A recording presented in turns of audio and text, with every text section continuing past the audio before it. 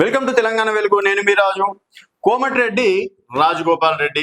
So Rajagopal Reddy వ్యవహారం ప్రస్తుతం కాంగ్రెస్ పార్టీలో మాత్రం హాట్ టాపిక్ గా నడుస్తుంది. మళ్ళీ సంచలన విషయాలు ఏంటంటే అసంతృప్తి ఎమ్మెల్యేలు ఎవరైతే ఉన్నారో వారితోటి భేటీ అయ్యారు అని చెప్పేసి ఒక వార్తలు రావడం అనేది జరుగుతుంది. సో మరి ఈ సమయంలో అంటే రాజగోపాల్ రెడ్డి ఇలాంటి నిర్ణయం తీసుకుంటే మాత్రం ఒక రకంగా కాంగ్రెస్ పార్టీకి ఎఫెక్ట్ అని చెప్పేసి కూడా విశ్లేషకులు చెప్తున్నటువంటి మాట. ఎందుకంటే దాదాపుగా 6 మంత్రి పదవులు ఉండే 6 మంత్రి పదవులకి దాదాపుగా 12 మంది ఆశావులు ఎదురు చూశారు. తీరా చూసి అందులో ముగ్గురికి కేవలం ఎస్సీ, మాల, మాదిగ, అలాగే ఒకటి బీసీలకు ఇవ్వడం అనేది జరిగింది. ఇప్పుడు కేవలం 3 మంత్రి పదవుల్లో ఇక్కడ రంగారెడ్డి జిల్లాలోనే ఇద్దరున్నారు, పరిగి ఎమ్మెల్యే, తర్వాత ఇబ్రాహీంపట్నం ఎమ్మెల్యే.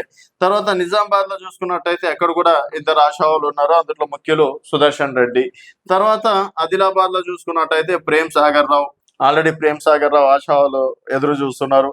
సో మరి ఇక్కడ దాదాపుగా 5 మంది అనుకుందాం. తర్వాత ఇక్కడ నల్గొండ నుంచి చూసుకున్నట్టయితే ఎస్టీలకు ఇవ్వాలి అని చెప్పేసి బాలు నాయక్, తర్వాత బీసీలకి కుర్మగొల్లలకి న్యాయం జరగాలని చెప్పేసి బీర్లయ్య ఐలయ్య, అలాగే రాజగోపాల్ రెడ్డి ఇక్కడ ఎదురు చూస్తున్నారు. తర్వాత ఖమ్మం ఆల్రెడీ 3 ఇచ్చారు, మరి నల్గొండకు 3 ఇవ్వడంలో తప్పేముంది అని చెప్పేసి క్వశ్చన్లు వేయడం. తర్వాత 6 గ్యారెంటీలు మనం అమలు చేయాలి, అవినీతి లేని పాలన అందించాలని చెప్పేసి ఇండైరెక్ట్ గా చెప్పడం. తర్వాత మీ గ్రామాలని మీ నియోజకవర్గాలను అభివృద్ధి చేయడం కన్నా అందరిని ఒకే రకంగా చూడాలి. మా మునుగోడు నియోజకవర్గానికి నాకు మంత్రి పదవి ఇవ్వకుండా పర్లేదు, సో ఇప్పటికైనా మా మునుగోడుని డెవలప్ చేయండి, కాంట్రాక్టర్లకు బిల్లులు లేక పనులు చేయట్లేదు అని చెప్పేసి డైరెక్ట్ గా చెప్పేయడం అనేది కూడా జరిగింది.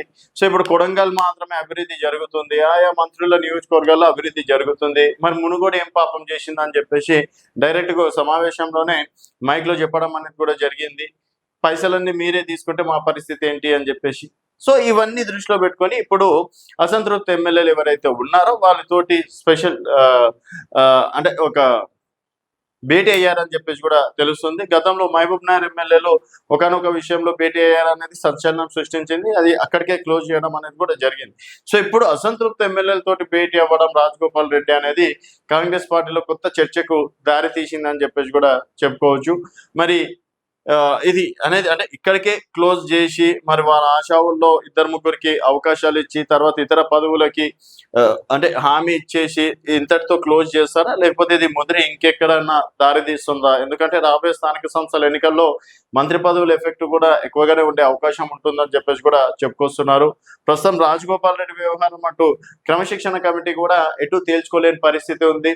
ఎందుకంటే సీనియర్ నాయకులు మనం గతంలో మాట ఇచ్చిన మంత్రి పదవి ఇస్తామని చెప్పేసి ఒక రకంగా ఇక్కడ కాంగ్రెస్ పార్టీ కూడా అంటే బట్టి విక్రమార్క గారు కూడా చెప్పడం అనేది జరిగింది కదా, ఎంపీ ఎన్నికల్లో కావచ్చు, బీజేపీ నుంచి వచ్చినప్పుడు డెఫినెట్ గా మంత్రి పదవి ఇస్తామని చెప్పేసి చెప్పినామని చెప్పేసి. సో అదే మాట తను అడుగుతున్నాడు, నాకు అప్పుడు అవకాశం ఇవ్వాలి, ఇప్పుడు అవకాశం ఇవ్వాలి, లేదు రేపు ముగ్గురులా నాకు అవకాశం ఇస్తారని చెప్పేసి చెప్పండి, నాకు కూడా ఒక ధైర్యం ఉంటుంది అన్నది కూడా రాజగోపాల్ రెడ్డి పాయింట్ రేజ్ చేయడం అనేది జరుగుతుంది. ఆ విషయంలో ప్రస్తుతం కాంగ్రెస్ ఎటువంటి నిర్ణయం తీసుకోలేకపోతుంది.